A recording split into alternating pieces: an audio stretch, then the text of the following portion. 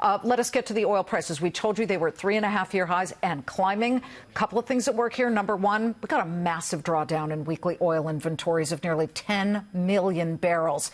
That got traders diving in with both fists. But these pictures on the left side of your screen, these are protests and at some point some riots on the ground in Iran, paired with the Trump administration's threat to punish any country that buys even a drop of Iranian crude.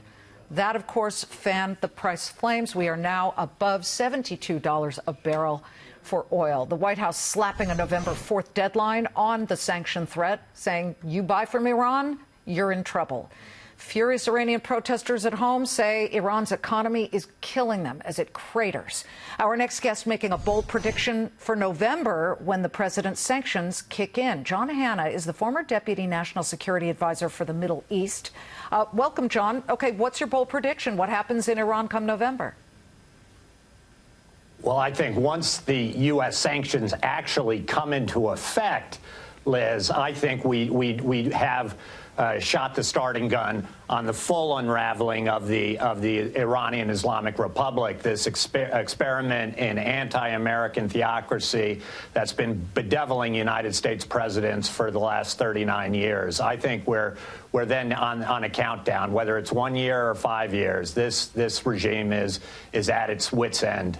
Well, anybody who believes in, I don't know, basic human rights will not shed a tear if Iran's Islamic regime, which supports terrorism, hangs political prisoners, says its #1 goal is to wipe Israel off the map, and then the U.S. is second to be wiped off the map. We won't be sad if that goes down. But sanctions, while, as you say, might accelerate the end of that regime, they also sometimes have unintended effects, among them higher oil prices, which the president has specifically said he doesn't want. It hurts our consumers and businesses. Can the administration have it both ways?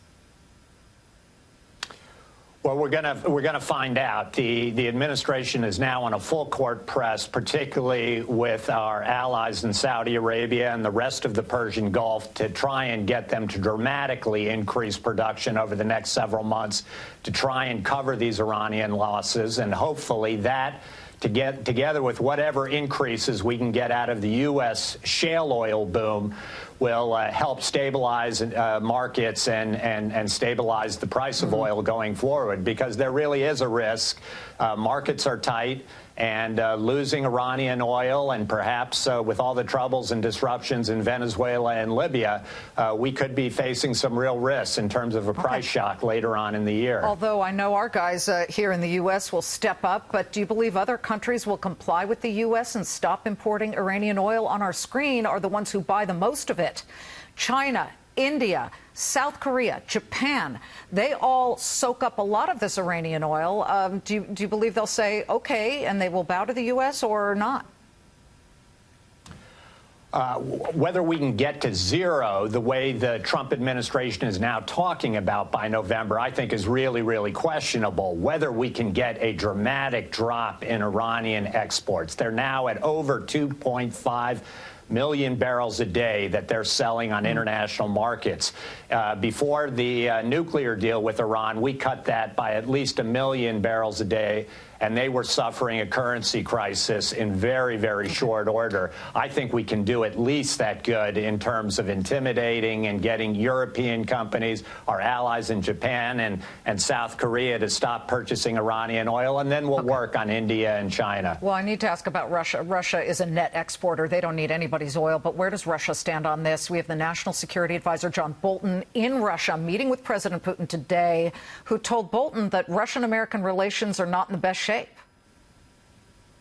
Well, there's no doubt they're in very bad shape, and I understand why President Trump thinks it's important for the two largest nuclear powers on the face of the earth to try and have some kind of decent working relationship. The place we've been in the last several years is very bad and very dangerous. On the other hand, I have no illusions that President Vladimir Putin is going to stop attacking and challenging American interests until he clearly sees, and there's a demonstration by an American president, that there's going to be a real price for him to pay for his nefarious activities.